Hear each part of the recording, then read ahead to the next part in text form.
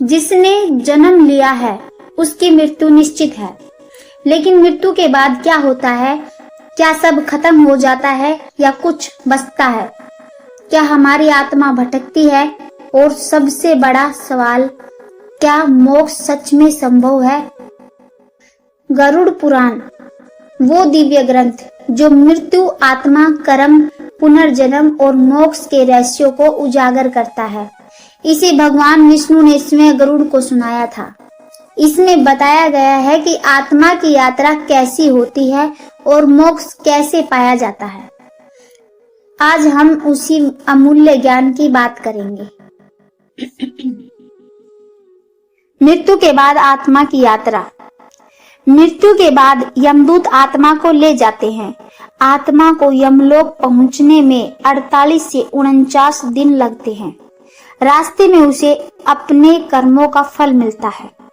पुण्य आत्माएं देवदूतों द्वारा स्वर्ग ले जाई जाती है। पापी आत्माएं नरक में पीड़ाएं झेलती है।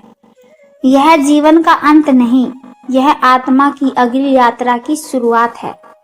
मोक्ष क्या है? मोक्ष यानी जन्म मरण के चक्र से मुक्ति। न कोई स्वर्ग न कोई नरक, बस पूर्ण आत्म शांति, आत्मा का भ्रम में विलय। गरुड़ पुराण के अनुसार मोक्ष सबसे कठिन लेकिन सबसे सच्चा लक्ष्य है। सच्चे ज्ञान की प्राप्ति। अविद्या ही सबसे बड़ा बंधन है। आत्मा को ब्रह्म ज्ञान से ही मुक्ति मिलती है।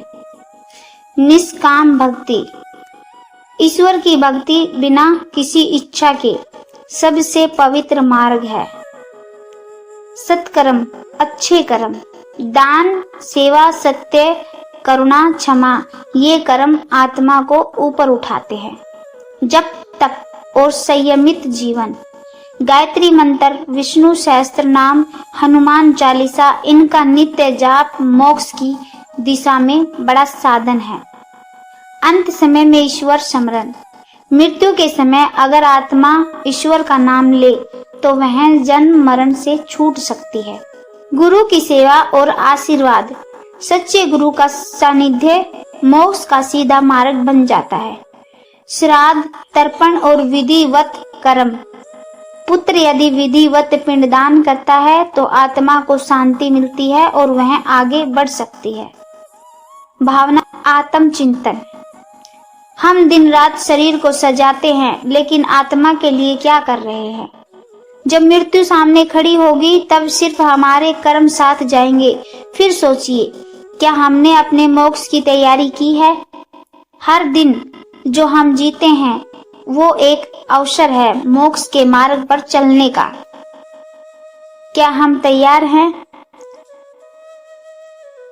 गरुड़ पुराण हमें न डराता है न भ्रमित करता है, वो हमें चेताता है।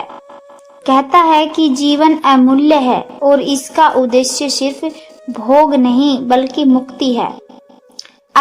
अगर इस वीडियो ने आपके मन में एक हलचल पैदा की है तो उसे दबाइए मत, उसे अपने जीवन का हिस्सा बनाइए।